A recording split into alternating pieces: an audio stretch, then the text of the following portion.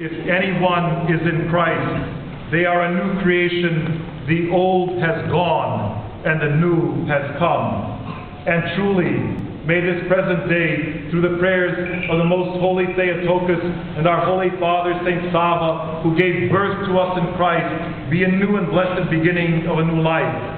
And today, celebrating this holy day, which is popularly known among our people as the Lesser Feast of the Protection of the Theotokos, is Apodosis. With this enthronement, I hereby proclaim this historical First Serbian Orthodox parish in Australia and its church dedicated to Saint Sava as the pro-cathedral of our God-protected Diocese of Australia and New Zealand.